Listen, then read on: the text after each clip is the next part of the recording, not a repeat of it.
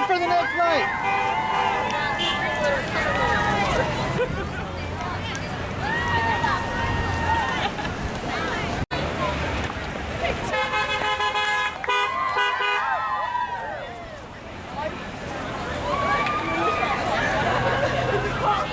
Where are you going?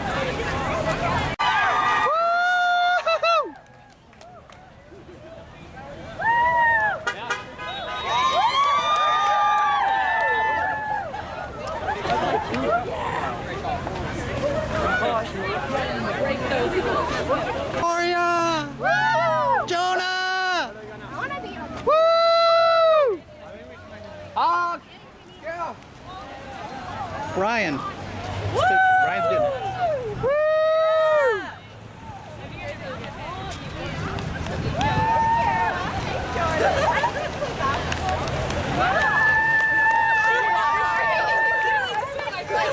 I didn't know how to do it. That was all there. Woo! Be kind! Here, why don't I give you, that's my wife's card.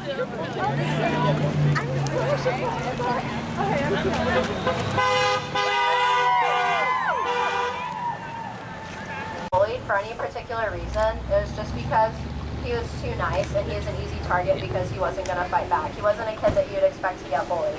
And he was bullied every day, constantly, from middle school to high school. And when he was a sophomore on May 1st of 2009, he became too much. And he came home from school one day and ended his life. And it really sucked for me because he was my best friend and I didn't know a world without him. And it sucks because, like, I know how much he loved me, and one day he was just gone for such a stupid reason. Like, he was only gone because people thought it was funny and cool to be a jerk to him. And it's just, it's pointless.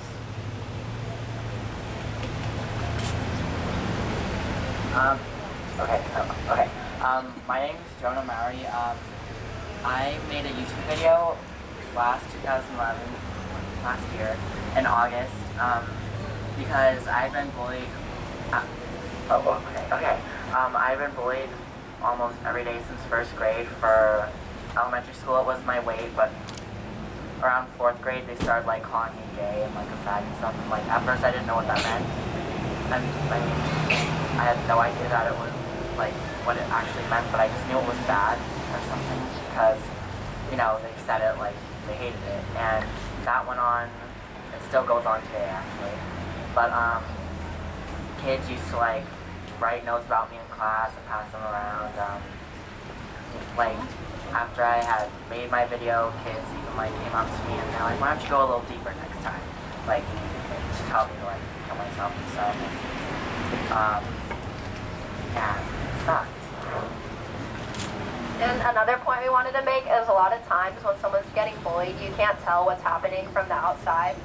With Daniel, I only saw him happy and smiling and always joking, and I had no idea that people were causing him such pain that he would eventually do the unthinkable.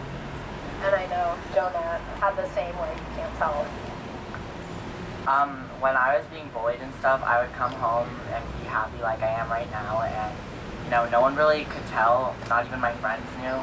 Like, I could like completely like mutilate my arm and come downstairs and say goodnight to my family like it was all okay and like nothing had just happened.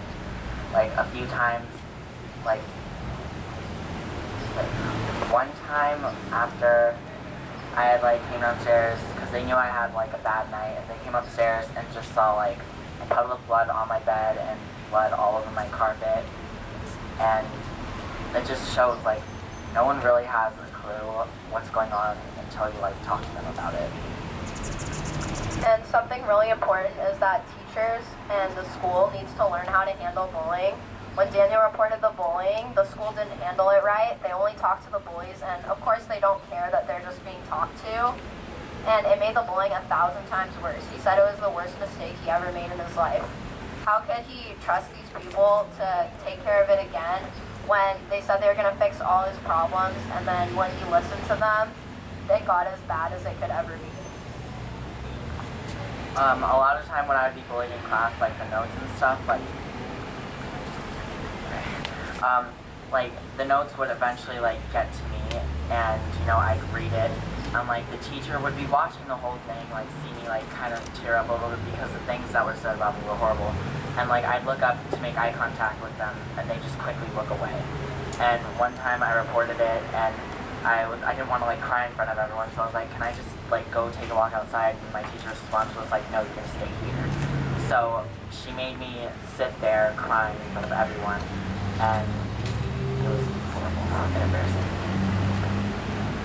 And to me, there's only two explanations. It's either that teachers see it and they want to help, but they don't know how, or it's that they see it and they don't care and they like to ignore it. And I like to believe that most teachers fall into the first category, which is why it's important to get teachers the education and tools that they need to fix bullying. And like, since teachers obviously don't know how to handle bullying, like you can see from our experiences, it's more up in the power of kids right now to stand up against bullying. Like, if you see someone being bullied, all you need to do is say, that's not cool, that's not okay, why are you doing that, stop. And the bully's gonna stop and think, because they're only doing what they're doing to seem like strong and like they're cool.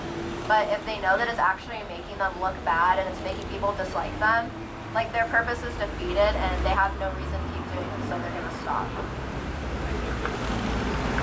Yeah, like, a lot of people like don't realize that if you stand up and just say one thing, that would mean like world of difference to someone. Like, you could probably save someone's life by just standing up to them, because you never know what's going through their head. And if someone had like stuck up for me, like even my friends didn't stick up for me. They would just kind of sit and watch, and be like, oh, are you okay? But if they had said something while it was happening or something, because all the bully wants is like for like attention.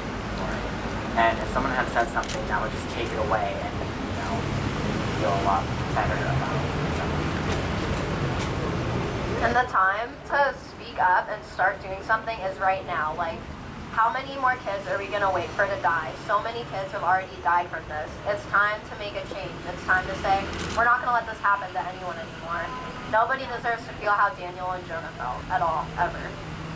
And we wanna say, rest in peace to Daniel Mendez, Jamie Rodemeyer, Amanda Todd, and everyone else who has committed suicide due to bullying.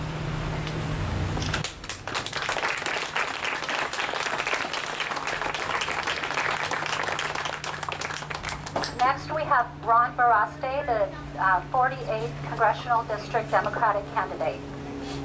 Thank you. Thank you, everybody. Thank you, Octavia. I'm actually here for a different occasion, but this is something that's rather near and dear to my heart. To me, it's very important. Bullying is not a small incident that just happens when two kids are picking on each other. It's real serious stuff, and it ends up with people's lives destroyed, or even worse, families' lives completely destroyed. And we cannot allow this. Every human being has a right to live peacefully and coexist with all other human beings. And like I heard earlier, it takes the training of the teachers, it takes the training of the parents to understand and be more sensitive to these things going on in school. I personally have witnessed many such occasions growing up. Kids can be very mean and cruel, and it can go way too far. And I've done my best growing up to stop those things whenever I've seen it, but I never had support from the students, the teachers in the school. Nobody else understood those kind of things. And so I want to say personally that I'm very sorry for what has happened to you, and my heart goes out to every other family that goes through the same thing, and it's just an unfortunate thing, and I wish I could take it all back. So thank you for coming here. You guys are doing a great job. Keep it going. This is a movement that can grow and get bigger and bigger. We need to wake America up to this kind of abuse.